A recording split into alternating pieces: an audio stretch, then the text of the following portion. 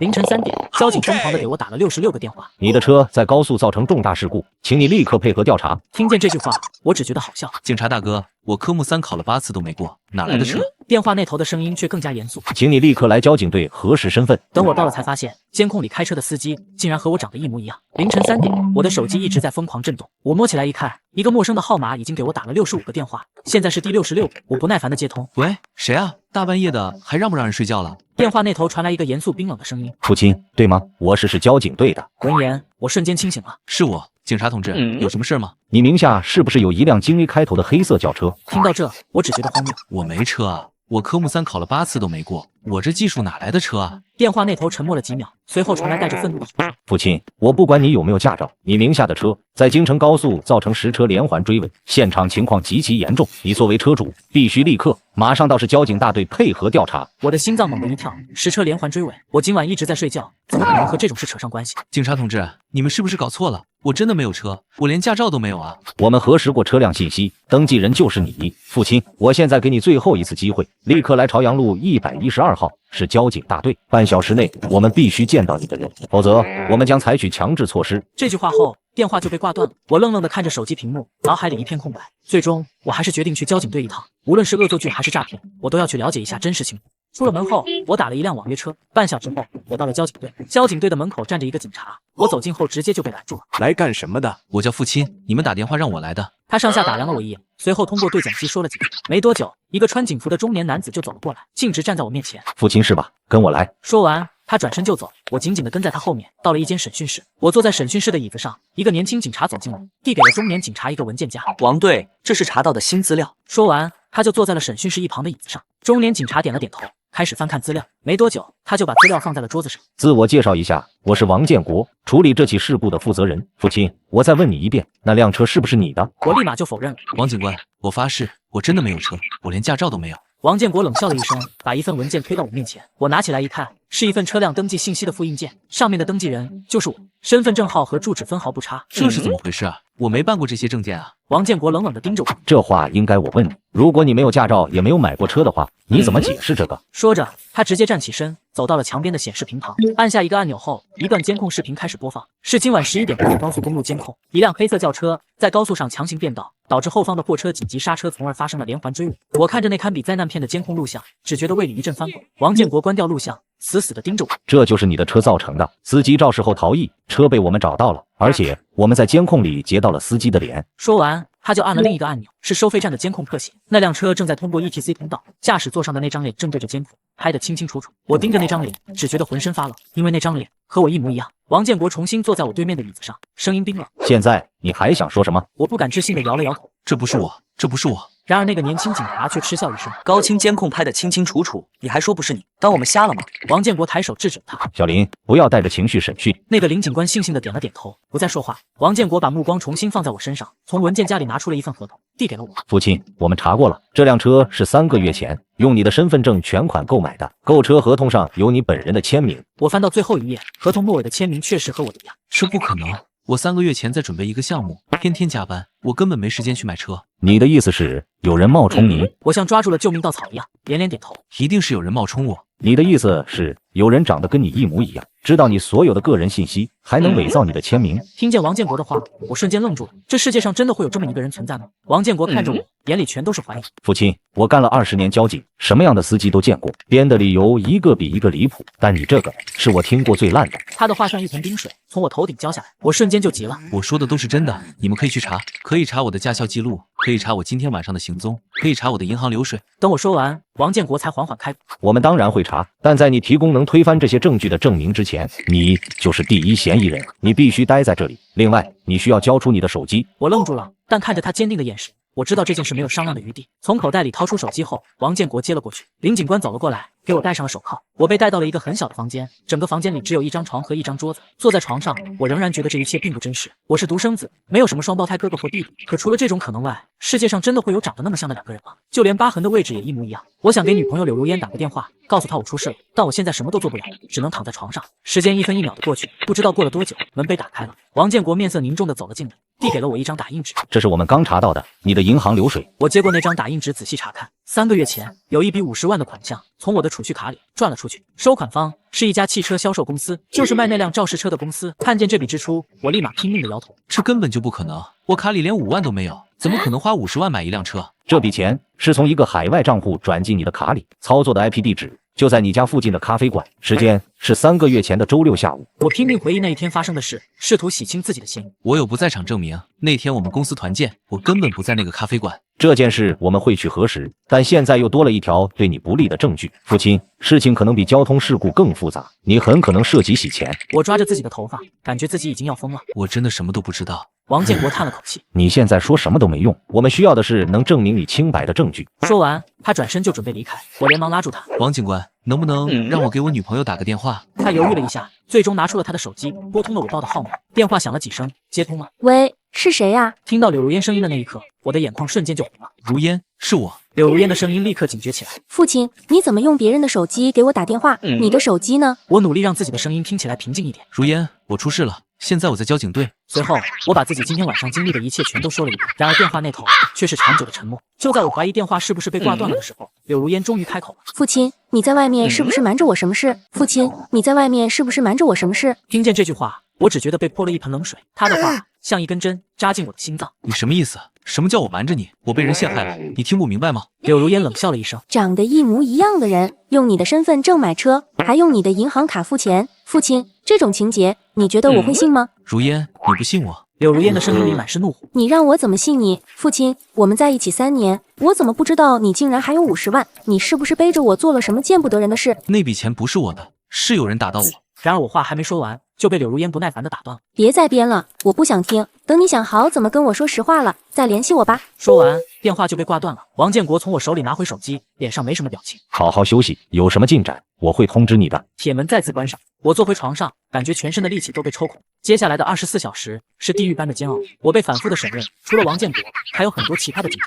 他们一遍遍地问我事故的细节，问我那笔钱的来源，问我认不认识什么可疑的人，但我只能回答4个字：我不知道。他们却核实了我的不在场证明。公司团建是真的，但那天下午有2小时的自由活动时间，有人看到我提前离开了。我那天是去附近的超市买水，但没有人能为我作证，而且那个咖啡馆就在超市旁边。第2天晚上，王建国又来了，这一次他带来了一个让我彻底崩溃的消息。在肇事车辆的后备箱里，我们发现了一个装满钞票的行李箱，而且我们在车里的方向盘和挡把上提取到了清晰的指纹。经过比对，确认指纹是你的。经过比对，确认指纹是你的。我看着王建国递给我的指纹对比报告，只觉得自己的心沉入了谷底。王建国面无表情地看着我。父亲，现在人证物证俱在，你还要继续狡辩吗？我张了张嘴，却说不出一句话。我还能说什么？现在连我自己都开始怀疑我自己。我痛苦地抱着头蹲在地上。我没有，我真的没有。王建国旁边的林警官走上前一步：“队长，别跟他废话了，证据确凿，直接走程序吧。”王建国沉默了片刻，他看着我，眼神很复杂。父亲，我最后问你一次，那300万现金是怎么回事？你和肇事司机是什么关系？把你知道的都说出来，还能争取宽大处理。我抬起头，眼里全是红血丝。如果我说我什么都不知道，你信吗？王建国没有回答，他只是对着林警官挥了挥手，带他去办手续。林警官立刻上前抓住了我的胳膊，我被他从椅子上拽起来，像一个木偶，任由他摆布。我知道一切都结束了，最终我被拘留，以一个交通肇事逃逸，可能还涉及洗钱的嫌疑犯的身份。在去办手续的路上，我看到了王建国。王警官，我能再打一个电话吗？给我的家人。林警官皱着眉，不耐烦地催促我：“快走，磨蹭什么？”王建国却走到我面前，把手机递给我。我拨通了家里的电话，是我妈接的。喂，谁啊？妈，是我。我妈的声音立刻高了8度。你这孩子跑哪去了？手机怎么也关机？柳如烟都把电话打到家里来了，说你出事了，又说不清楚，到底怎么了？听着我妈连珠炮似的发问，我只觉得鼻子一酸，眼泪差点掉下来。妈，我在警局。妈，我在警局。闻言，我妈的语气立马变得惊慌失措。你怎么会在警局？你犯什么事了？我深吸一口气，努力让自己的声音听起来镇定一些，随后把之前的事又讲了一遍。电话那头沉默了。过了好一会儿，我爸的声音突然传出来：“父亲，到底怎么回事？你跟爸说清楚。”爸，我也不知道，就是有一个跟我长得一模一样的人，用我的身份信息买了一辆车，然后开着那辆车去撞了人，逃跑了。现在所有的证据都指向我解释不清楚。我爸的语气充满了困惑。阿琴，你是不是遇到什么麻烦了？是不是在外面欠了钱，跟人结了仇？你告诉爸，爸给你想办法。我连忙否认：“爸，我没有。”好，爸信你。你现在怎么样？他们有没有对你做什么？我没事，就是可能要被拘留一段时间，配合调查。我妈又尖叫了起来：“怎么会这么严重？我去找你叔叔，他在公安局有关系。”闻言，我立马喊住我妈：“妈，你别乱来，我现在情况很复杂，你别再添乱了。电话那头是我爸沉重的叹息声和母亲压抑的哭声。挂断电话后，林警官拿来了一份拘留书，让我签了字。之后我就被带到了另一个房间，这个房间更小、更压抑，厚重的铁门上只有一个小小的观察窗。我在最角落的位置坐了下来，颓废的低下了头。不知道过了多久，那扇铁门打开了，一个狱警走了进来。父亲，有人来探视你，跟我走吧。父亲，有人来探视你，跟我走吧。我被狱警带到了探视室，隔着一层厚厚的玻璃，我看到了我爸妈。我妈的眼睛又红又肿，拿起听筒的时候直接哭了出来。阿青，你怎么样？在这里有没有受苦？他们有没有打你？我没事，妈，你们怎么来了？我们能不来吗？自己的儿子被关起来了，我们还能坐在家里吗？我爸从我妈手里拿过听筒，用一种复杂的眼神看着我。阿青，你跟爸说实话，这件事到底是不是你做的？我看着我爸的眼睛，拼命的摇头。爸，我没有，我真的没有。难道连你们都不信我了吗？不是爸妈不信你，这是你自己跟我们说的啊！听见这句话，我瞬间愣住了。昨晚你跟我们打完电话后，又给我们打了第二个电话，你说那件事就是你做的，说你是因为太害怕了，所以才说不是自己。我愤怒地冲着话筒大喊：“那是个冒牌货，你们怎么能信他？”我爸的眼神很痛，他叹了口气。他说：“他就是你，你就是他，他让你不要再执迷不悟了。他已经联系好了律师，只要你去自首，他会和你一起承担所有责任。他说你们是亲兄弟啊。”我难以置信地看着自己的父母。你们信了？你们信了那个冒牌货的话？我妈哭着不说话，我爸低下了头，避开了我的目光。阿亲，我们也不知道该信谁，但是他说的一些事，确实只有我们家里人才知道。他说起了你小时候掉进河里，差点没命的事，还说起了你奶奶最喜欢给你做的红烧肉。我的心彻底沉入了谷底。那个混蛋，他对我了如指掌，他用这些轻而易举地摧毁了我的父母对我的最后一丝信任。我苦笑了一声。所以你们今天就是为了劝我去承认我没犯过的罪？阿亲，我们是为你好啊！我猛地站起来，声嘶力竭地大喊：“相信我，才是为我好。”狱警见状，连忙拉住了我，强行把我带离了探视室。我又回到了那个小房间，找到一个角落，我坐了下来，心里满是悲凉。我在拘留室里待了3天，直到第4天早上，狱警打开了门，把我带到了探视室。我本以为是我父母又来了，但玻璃对面的人竟然是王建国。他没有穿警服，看起来很疲惫。我们对视了很久，他才开口：“父亲，你还好吗？”我自嘲地笑了笑，暂时还死不了。你父母前天来找过我，他们求我让我帮你。他们说你从小就是个老实孩子，绝不会干坏事，一定是有人带坏了你。他们还说，只要能让你减轻罪行，他们愿意拿出所有的积蓄去赔偿受害者。尽管他们并不相信我，尽管这种方式是我不能接受的，但他们依然爱我。我叹了一口气，看向王建国。所以你是来告诉我，我父母很可怜，很爱我，让我主动认罪的吗？王建国摇了摇头。我是来告诉你，我把你父母劝回去了。我跟他们说，在法院判决之前，你只是嫌疑人，不是罪犯。我有些意外，没想到他会这么做。你为什么要这么做？父亲，我干了20年刑侦，一个人是真疯还是装疯，是真无辜还是在演戏，我看一眼基本就能猜个8、9不离10。他的话让我心里燃起了一丝微弱的火。那你觉得我是哪一种？王建国没有直接回答，而是从口袋里拿出一张照片，贴在了玻璃上。我凑近了一些，看清了那张照片。照片上是一个男人在一家咖啡馆的窗边坐着，他穿着一件和我同款的灰色卫衣，低着头，看不清脸。在他的手边还放着一杯芒果牛奶。这是我们调取到的你家附近那个咖啡馆的监控，时间也和你公司团建那天对得上。这个人体型和你很像，我们怀疑他就是去银行操作转账的人。我的心脏开始加速跳动。你们查到那个人是谁了吗？王建国摇了摇头，暂时还没有，但是我们走访那家咖啡馆的时候得到了一些线索。父亲，你对芒果过敏对吗？我的呼吸在这一刻彻底停滞了。我看着王建国的眼睛，用力的点了点头。对，我严重过敏，我从小到大连芒果味的糖都不敢碰，碰一下全身都会起疹子。王建国点了点头，我知道了。说完，他收起照片就准备离开，我连忙喊住了他。王警官，你现在相信我了吗？王建国没有正面回答。我相信证据，但现在我愿意给你一个寻找证据的机会。你仔细想一想，那个冒充你的人，他虽然了解你很多事，但他一定有不知道的或者会搞错的事情。只要找到一个，你就有可能翻盘。说完，王建国就离开了。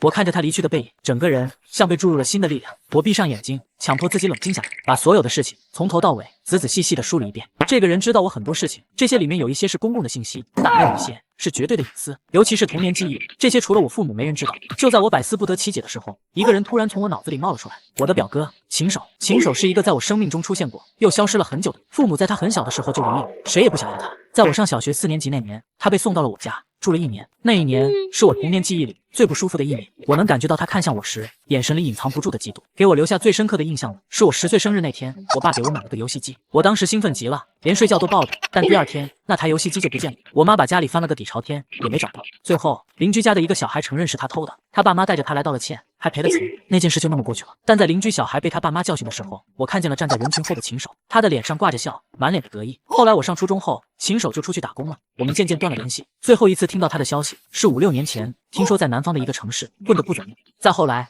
他就彻底消失了。如果真的是秦守的话，那他想要的就不仅仅是陷害我那么简单，他要的是彻底的取代我，窃取我的人生。芒果过敏的事他不知道，因为他住在我家的那一年，我还没发现自己对芒果过敏，那是我上高中之后才发生的事。这是他的第一个破绽，而他的身份就是第二个破绽。我猛地从角落里站起来，冲到铁门前，用力的拍打。来人，我要见王警官，我有重要线索。狱警打开观察窗，犹豫了一下，还是通过对讲机通报。大约半小时后，铁门打开了，王建国一脸严肃地走了进来。你最好真的有重要线索，否则就是在浪费警力。我连忙激动地拉住他。王警官，我想我知道那个人是谁了，很大概率就是我的表哥，叫秦守。很大概率就是我的表哥，叫秦守。我把我对秦守的所有记忆和猜测全都说了出来。王建国静静地听着，他的眼神从审视到思索，再到凝重。你说他跟你住过1年？对，小学4年级的时候。能确定他知道你家的所有事吗？能，我小时候所有的糗事他都知道。他整容成你的样子，你觉得可能吗？一个对你怀有极致恨意的人，用7、8年的时间来策划，我觉得可能。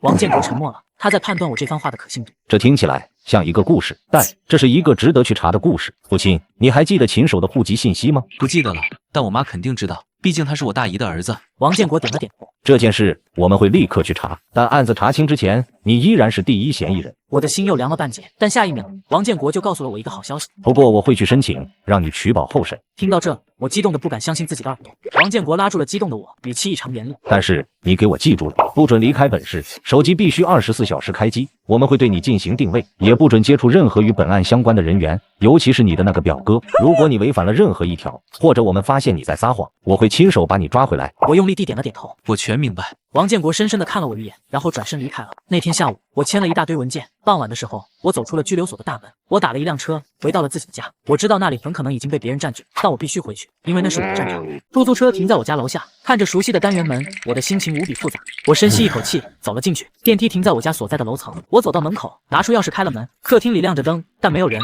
整个屋子有一种非常陌生的味道。茶几上扔着几个空酒瓶，都是价格不菲的洋酒。沙发上随意的搭着一件我不认识的名牌外套。我走进卧室，床头柜上放着一个相框，相框里本来是我和柳如烟的合照，然而现在里面装着的是秦守和柳如烟的合照。照片里，秦守穿着一身西装，笑得春风得意，柳如烟挽着他的胳膊，脸上带着我从未见过的幸福又崇拜的笑容。他们身后是一辆我认不出的跑车。我强忍着怒火，开始检查房间里的每一个角落。衣柜里挂满了我不认识的衣服，在衣柜的最底层，我发现了一个上锁的箱子，直觉告诉我这里面一定有重要的东西。我把它拖了出来，藏在了床底最深处。随后我打开手机，给我妈打了个电话。电话接通后，传出了我妈惊喜的声音，但我听出了其中还有一丝不安。阿钦，你出来了，案子怎么样了？查清楚了吗？还在查，我现在是取保候审阶段。我妈沉默了一会，才支支吾吾地问：你见到你表哥了吗？我的心顿时一凉。没有，他昨天还来看我们了，给我们买了很多东西，还说已经给你请了最好的律师。他说只要你肯认错，他一定不会不管你的。阿钦，他真的是个好孩子啊！听到我妈这么说，我直接心累地挂断了电话。我靠在墙上，缓缓地滑坐到地上，手机又震动了一下，弹出了几条消息，是柳如烟发来的。你出来了，我们见一面吧。有些事，我觉得我们应该当面说清楚。他约我见面的地方是一家咖啡馆，不是我们以前常去的那家，是一家新开的、装修的很豪华的咖啡馆。我答应了下来，立马出门打了车。10分钟后，我到了那家咖啡馆，找了个靠窗的位置坐下。柳如烟是踩着点来的。她穿着一件昂贵的风衣，妆容精致。父亲，我今天来是想告诉你，我们分手吧。我们不是早就分手了吗？从你选择相信一个骗子，而不是我的那一刻起，柳如烟的脸色沉了下来。我不想跟你争论这件事，在我看来，你才是那个让我失望的人。他比你好10000倍，有上进心，有事业心，他知道我想要什么。而你呢？你只会待在那个半死不活的公司里，拿着那点死工资。我跟你在一起看不到任何希望。我静静地听着，没有感觉到任何愤怒，只有一种巨大的悲哀。说完了吗？柳如烟从包里拿出一个信封，推到我面前。这里是5万块钱，算是我们在一起3年，我给你的一点补偿。拿着这笔钱离开这座城市，不要再回来了，更不要去打扰他。我看着那个信封，只觉得无比讽刺。那个冒牌货用来源不明的黑钱收买了我的爱情，现在我的前女友又想用这黑钱的一部分来收买我的尊严。柳如烟，他是一个偷了我的脸、偷了我的身份的小偷，而你是一个帮凶。这5万块钱，你还是留着给自己买个包吧。我说完，转身就走，没有一丝留恋。回到公寓，我感觉像是打了一场仗，和柳如烟的决裂切断了我最后一丝对过去的幻想。现在我可以毫无顾忌地投入到这场战争中了。我的目光落在了床底下那个黑色的箱子上，我把它拖了出来，看着那个密码锁，我闭上眼睛，努力让自己带入琴手的角色。这个密码一定是对他自己有特殊意义的数字，一个对他来说是人生转折点的日期。我脑海中灵光一闪，那次游戏机事件，那件事对他来说是一次胜利，那次胜利的快感一定让他记忆犹新。我努力回忆，那是我10岁的生日之后，我的生日是10月26号，那件事应该就发生在月底10月31号。我把这4个数字输入密码锁，一声轻响，锁开了。我缓缓打开箱子，直接让我倒吸了一口凉气。最上面是一沓身份证，除了那张脸，所有的名字住址都不一样。下面是一本厚厚的笔记本，我翻开第1页，上面用一种和我极其相似的笔记写着4个字：成为父亲。我一页一页的翻下去，这本笔记详细记录了我从小学到大学几乎所有的人生轨迹，包括我的兴趣爱好、饮食习惯、社交关系等等，甚至连我走路时习惯先迈左脚、思考时喜欢摸下巴这种微小的细节都记录在笔记的最后几页。我看到了关于整容的记录，箱子的最底层还有一些文件，是几份海外公司的注册文件，还有一些看不懂的银行转账协议，上面有很多外国人的签名。这应该就是那300万现金的来源，也是王建国口中那个更复杂的案子。秦手不仅仅是想取代我，他很可能还参与了某个跨国洗钱的犯罪活动，而我就是他找来的最后的替罪羊。我把箱子里所有的东西都用手机拍了下来，然后我把所有东西原样放回箱子，重新塞回床底下。做完这一切，我立刻拨通了王建国的电话。王警官，我找到了他所有的秘密，我们面谈吧。我和王建国约在了一个河边公园见面，他还是穿着便装。东西呢？我把手机递给他，他一张一张的翻看着我拍下的照片，他的表情从严肃到震惊，再到愤怒。这是一个彻头彻尾的疯子，一个变态。你做得很好，这些证据非常关键，有了他，我就可以申请对秦手的正式逮捕令了。那我们现在就去抓他。王建国摇了摇头，不能这么简单，现在抓了他，他会把所有罪名都揽下来，交通肇事、伪造身份这些罪名判不了他几年，但他背后的人，那些提供资金帮他洗钱的团伙就彻底断了线索。这个案子比我们想象的要大得多。我明白了，王建国想要的不是抓一条小鱼，他想把整张网都收起来。那我们该怎么办？王建国的眼睛在黑夜里亮得吓人。将计就计，秦手以为他的计划天衣无缝，他以为你已经被他玩弄于股掌之间，这就是我们最好的机会。我们需要你继续扮演一个被冤枉的、走投无路的受害者，回到那个公寓去，假装什么都没发现。我们需要你帮我们找到一个能让他和他的上线接头，进行下一次交易的机会。我连忙摇了摇头，这太危险了。我连忙摇了摇头，这太危险了。让我和一个处心积虑要毁掉我的疯子共处一室，我不知道自己能不能做到。王建国的语气很沉重，我知道这很危险，所以这只是一个请求，不是命令，你可以拒绝，我们会用常规手段继续调查，只是那样会耗费很长时间，而且很可能抓不到大鱼。我看着远处河面上倒映的城市灯火，沉默了。秦手偷走了我的一切，我不甘心。好，这些事我来做。王建国看着我，眼神里流露出一丝赞许。从现在开始，你就是我们警方最重要的线人，我们会给你配备一些设备。他从口袋里拿出一个纽扣，递给我。这是最新的窃听和定位设备，无论你遇到什么紧急情况，只要连续按动它3次，我们就会立刻出动。我接过纽扣，紧紧地攥在手心。从这一刻起，我不再是一个受害者，而是一个战士，一个猎人。这场猫鼠游戏现在才刚刚开始。我回到公寓，没有开灯，而是走到沙发上，沉默地坐下。不知道等了多久，门锁处终于传来了钥匙转动的声音。我的身体瞬间绷紧，一个身影走了进来，打开了玄关的灯。在刺眼的光线中，我看清了他的脸，和我一模一样。他穿着一身剪裁合体的西装，手里还提着购物袋。看到我的那一刻，他得意地笑了。阿钦，你出来了，怎么不开灯坐着？他一边说，一边向我走来，把购物袋随手放在茶几上，然后在我旁边的单人沙发上坐下。他们没把你怎么样吧？我没有说话，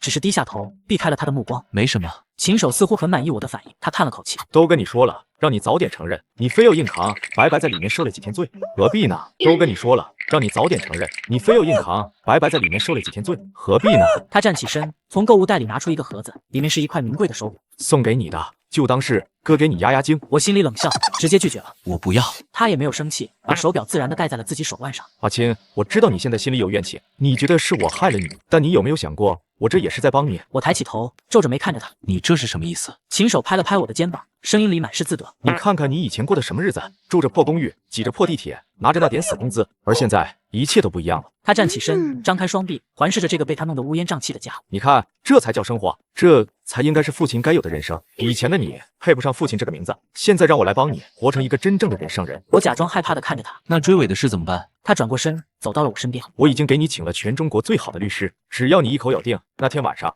是你喝多了，把车借给了我，而我以为是你开玩笑，就开出去了。加上积极赔偿受害者，最多就是判个缓刑，钱我已经准备好了。至于你，他弯下腰，拍了拍我的脸。你只需要闭上你的嘴，乖乖听我的话。以后我保证你吃香的喝辣的，听懂了吗？我的好弟弟。我低着头，假装自己屈服了，轻轻的点了点头。他满意的笑了。时间不早了，你好好休息。明天我带你去见律师，顺便也让你见识一下什么叫真正的世界。时间不早了，你好好休息。明天我带你去见律师，顺便也让你见识一下什么叫真正的世界。第二天早上我醒来的时候，秦守已经不在了。餐桌上放着一份打包好的早餐，是一家5星级酒店的外卖，旁边还有一张纸条：临时有事，下午回来带你去见律师，自己吃饭。我抓起那份早餐，直接丢进了垃圾桶，给自己简单做了一点早饭后，我就开始打扫这个家。下午3点，秦守回来了。他看到焕然一新的客厅，挑了挑眉：怎么不喜欢我给你买的衣服？那些衣服我穿不惯。闻言，秦守轻蔑的笑了：也是，穷惯了的人是得慢慢适应。走吧，律师在等我们。他带我去的是市中心最顶级的一家律师事务所，接待我们的是一个叫金文的律师。秦守显然是这里的常客，他和金律师握手寒暄，姿态熟络。金律师简单的问了我几个问题，无非是确认一下秦守教我的那套说辞。我按照剧本一一回答，表现出一个惊惶失措、六神无主的弟弟形象。金律师对此很满意。秦先生，你放心吧，这个案子问题不大，只要你们兄弟同心，互相配合，我有90%把握可以争取到缓刑。钱不是问题，我只要最好的结果。从律所出来的时候已经是黄昏了，秦守一边开车一边询问我，天色已经暗了，感觉怎么样？是不是觉得自己以前认识的那些人都像是活在上个世纪？我没有说话，只是看着车窗外的景色。秦守也不恼，只是充满自信地说：阿青，你要学着点，你想往上爬就得踩着别人，心要狠，脸皮要厚。你看我，如果我还像以前那样自卑怯懦，怎么可能会有今天呢？我看着窗外飞速后退的街景，心里只有一个念头：你的今天是我给的，很快我就会让你连本带利的还回来。回到公寓后，秦守心情很好的开了一瓶昂贵的红酒，来喝点，庆祝我们旗开得胜。我端起酒杯和他碰了一下，然后一饮而尽。秦守靠在沙发上，满意的看着我，这就对了，慢慢来，你会喜欢的。接下来的几天，秦守开始带着我出入各种我从未想象过的场合，高级会所、私人派对、奢侈品专卖店。他像一个导师，孜孜不倦地教我如何成为一个上流人士。他甚至还安排柳如烟过来和我们一起吃饭。饭桌上，他和我扮演着一对兄友弟恭的好兄弟，柳如烟则扮演着一个在2个父亲之间左右逢源的幸福女人。每一次，我都扮演着那个被金钱和权势冲昏头脑，渐渐迷失自己的角色。我表现得越来越顺从，越来越依赖他。我开始主动向他请教如何赚钱。哥，我不想一辈子都活在你的阴影下，我也想有自己的事业。秦守用审视的目光看着我，你想赚钱，想赚大钱，对吗？我连忙假装激动的点头，想，我也想成为人上人。秦守点了点头。我可以给你一个机会，一个能让你一夜暴富的机会，但是有风险，你敢不敢做？我看着他，假装犹豫了一会，最终一咬牙，我做，我受够之前的日子了。秦守笑了，欣慰地拍了拍我的肩膀。明天你帮我去送个东西，事成之后我给你这个数。他伸出5根手指，我试探着问：给我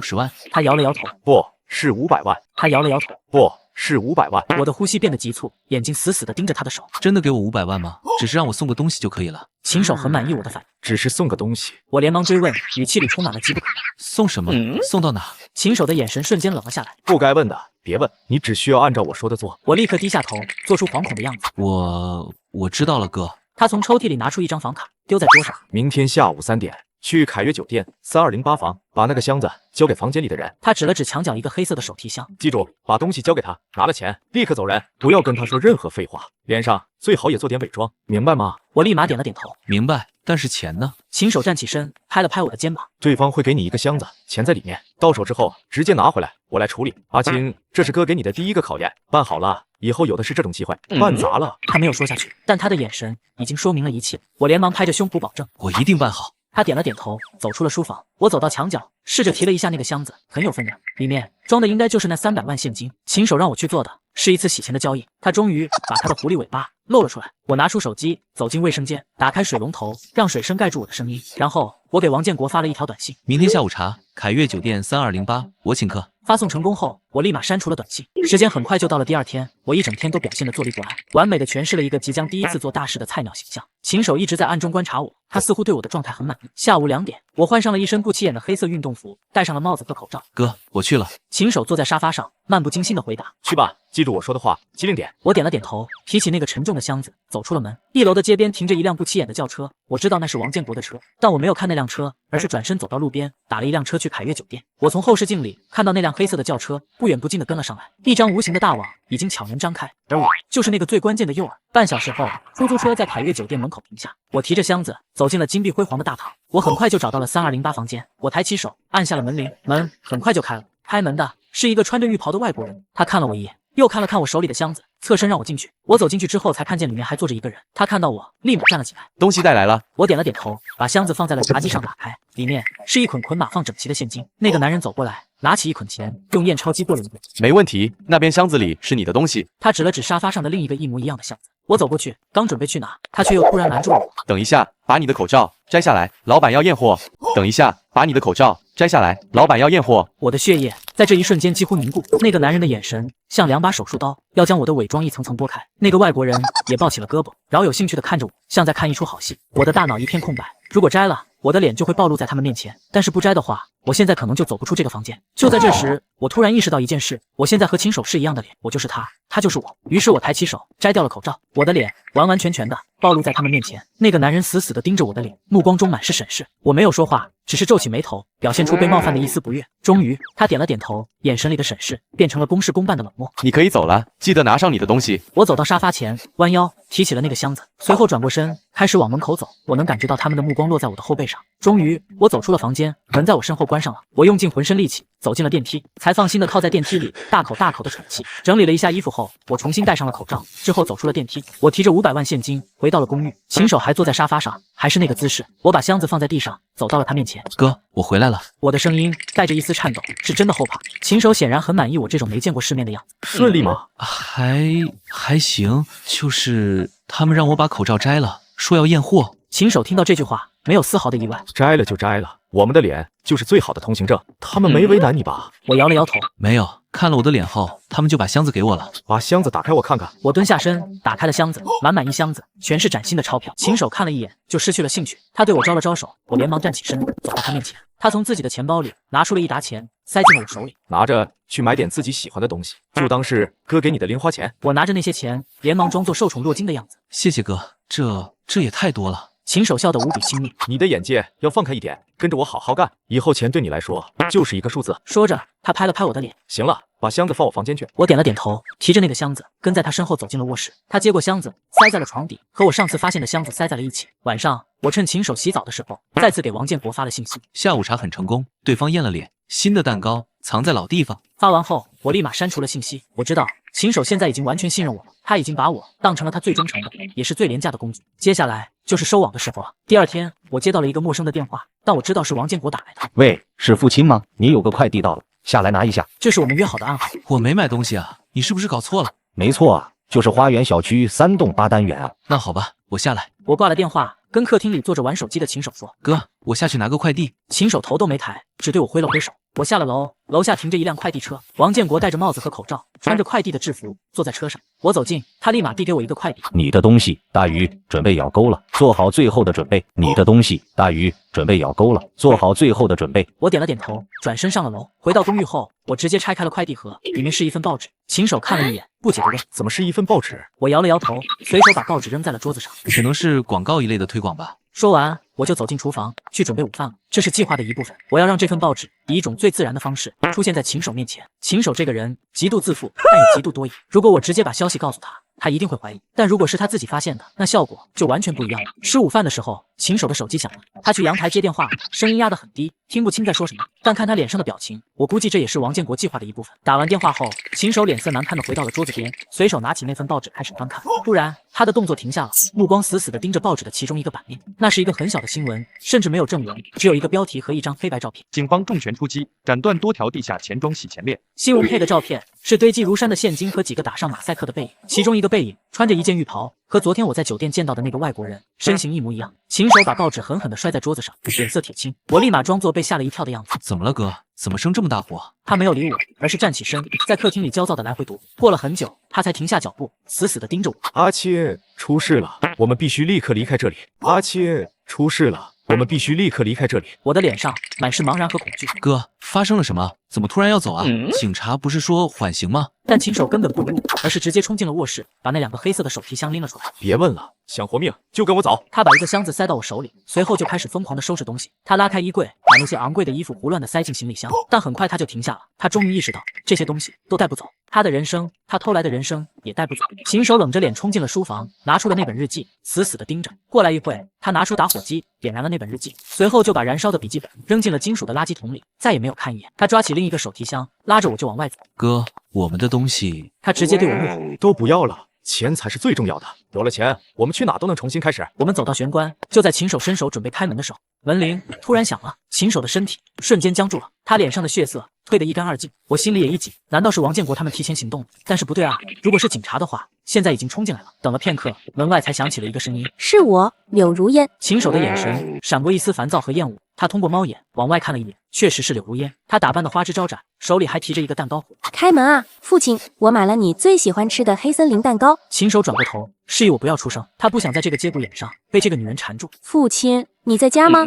我看到灯亮着。柳如烟锲而不舍地按着门铃，秦守的脸色也越来越难看。最终他一把拉开了门。你来干什么？秦守的脸色也越来越难看。最终他一把拉开了门。你来干什么？柳如烟看着屋里一片狼藉和我们手里提着的箱子，愣了一下。你们这是要去哪？秦守不耐烦地开口。关你屁事！柳如烟的眼睛瞬间就红了。父亲，你怎么这么跟我说话？秦守像是被踩到了人，直接尖叫起来。我不是父亲，你给我滚！说完，他直接推了柳如烟一把。柳如烟没站稳，踉跄着后退了几步，手里的蛋糕也掉在了地上。他难以置信地看着秦守：“你不是父亲，那你到底是谁？”秦守没有再理他，他拉着我从柳如烟身边挤了过去，带着我冲进了电梯。别管那个女人了，我们得快走了。电梯门在我面前缓缓关上，我看见柳如烟还呆呆地坐在那里，像一尊被抽走了灵魂的雕像。电梯飞速下行，秦守的脸上满是焦急，我忍不住开口询问：“哥，我们这是要去哪儿啊？”码头，我联系了船，今晚就出海，去一个谁也找不到我们的地方。原来这就是他的最后一条路，出海。电梯很快到了1楼，我们提着箱子冲出了单元门，秦守的那辆拉风的跑车就停在楼下。他打开后备箱，把2个手提箱扔了进去。快点上车！我连忙拉开车门，坐进了副驾驶。秦守也飞快地坐到了驾驶座，立马发动车子。在车子窜出去的那一刻，我低下头，假装在整理安全带，实际上对着胸口的那颗纽扣用力地按了3下。跑车像一支离弦的箭，冲进了夜色之中。我看着后视镜，公寓楼的灯光越来越远，一切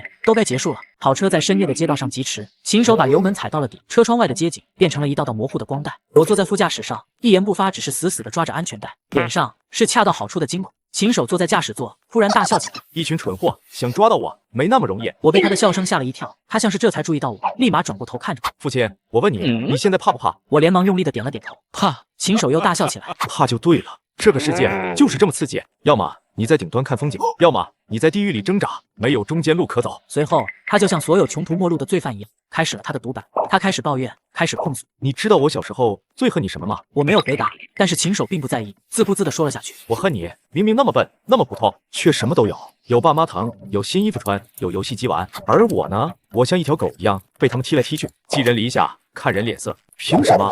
就因为你投胎投得好吗？他的声音充满了不甘和怨恨。我发过誓，总有一天我要把你拥有的一切都抢过来，你的家，你的父母，你的女人，还有你的脸。我要让你尝尝我当年的滋味，一无所有，像条丧家之犬一样的滋味。我静静地听着，这才知道，原来在他心里，那1年的同住时光是屈辱，是我们一家人对他的施舍。车子已经驶出了市区，路上的车越来越少，前面是一条通往码头的高速公路，只要上了那条路，再有半小时，他就能到码头，登上那艘能带他逃出升天的船。但他没有上高速，而是在高速入口前猛地一打方向盘，车子拐进了一条漆黑的小路。这条路我从未走过，而且坑坑洼洼，非常颠簸。我假装疑惑地询问：“哥，我们不走高速吗？高速不是更快吗？”秦守冷笑一声：“走高速？你当警察都是傻子吗？他们现在肯定在高速路口等着我呢，我早就给自己留了后路。”秦守的语气很得意，显然是觉得自己现在的这个决定是神来之笔，能让他从警方的天罗地网中再次逃脱。我心里一沉，王建国他们能预料到这一步吗？我胸口的那颗纽扣在进入这么偏僻的地方后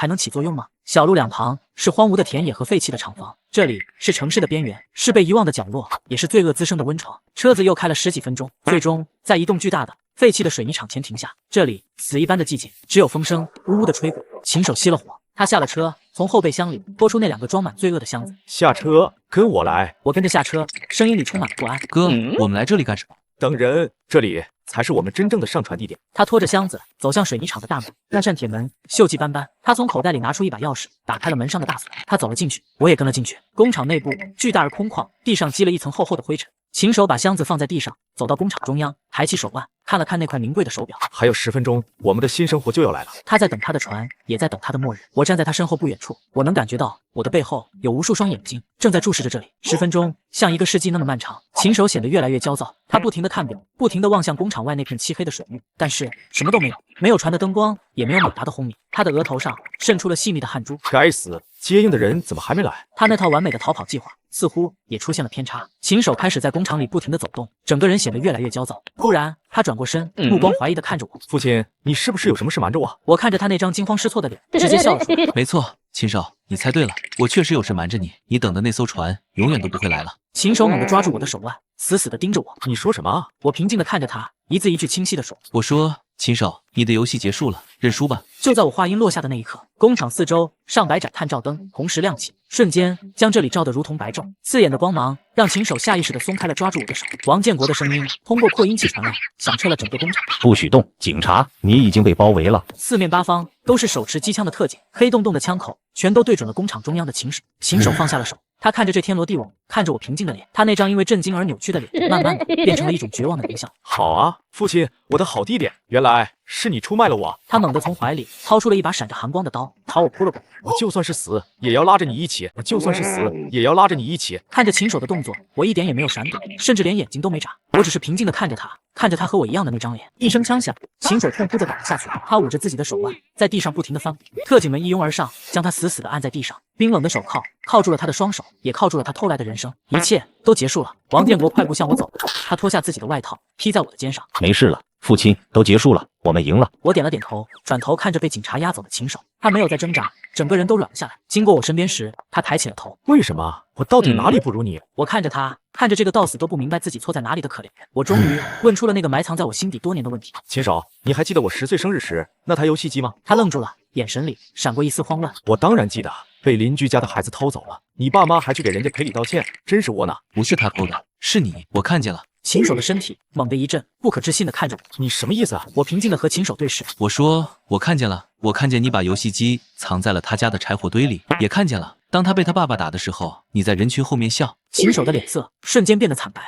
你都知道，那你为什么不告诉他们？我叹了一口气，因为我把你当哥哥，我以为你只是太想要一个玩具了，我以为只要你得到了它，你就会开心，我以为你心里的那些不快乐都会消失，所以我没说，我甚至还因为这件事内疚了很多年。秦手呆呆地看着我，他脸上的疯狂和怨毒一点点褪去，取而代之的是一种巨大的崩塌式的茫然。秦手笑了，笑得很难看。原来如此，原来如此，父亲，你真是恶毒啊！原来他引以为傲的第一次耍弄我的胜利，他津津乐道的看我被冤枉的笑话，竟然只是我一个幼稚的、充满怜悯的、自以为是的谦让。这比任何审判、任何惩罚都更让他崩溃。他赖以生存的那唯一的精神支柱，那股支撑着他走过这阴暗前半生的恨意，在这一刻轰然倒塌。他笑着笑着，眼泪就流了下来。警察把他拖走了，他留给我的只有一个失魂落魄的背影和绝望的哭声。王建国拍了拍我的肩膀，走吧，我送你回家。我点了点头。这次我回到的是自己真正的家，没有人冒名顶替，没有冤屈。我跟着王建国上了车，驶离了这座见证了罪恶终结的废弃工厂，开上了回家的路。天边已经泛起了一抹鱼肚白，新的一天就要来了。王建国把我送到了我家楼下，我下了车，由衷的对王建国鞠了一躬。王警官，谢谢你，如果不是你，我后半辈子可能就要背着一个莫须有的罪名，在监狱里过一辈子。王警官摇了摇头，脸上露出了一丝微笑。不用谢我，是你救了你自己。说完，他就发动车子离开。我抬起头，看着我家窗口亮着的灯，我知道我爸妈一夜没睡。我走进单元门，走到家门口，拿出钥匙打开了门。我妈正坐在沙发上抹眼泪，我爸在旁边一根接一根的抽着烟。看到我的那一刻，他们都愣住了。我笑着关上门，走进了客厅。爸妈，我回来了。我笑着关上门，走进了客厅。爸妈，我回来了。我妈哭着跑过来，紧紧地抱住了我。阿钦，你终于回来了，回来了好啊，回来了就好。我爸也走了过来，轻轻地拍了拍我的肩膀。好孩子，回来就好。我抱着我妈，看着我爸，笑着笑着，眼泪就流了下来。是啊，回来就好。我的脸还是我的脸，我的家还是我的家，我的人生还是我的人生，没有被偷走，一切都还在。这件事后来在新闻上挂了好几天，甚至出了专门的普法栏目剧。最终，秦手因为故意杀人未遂、交通肇事、洗钱等多项罪名，被判了无期徒刑。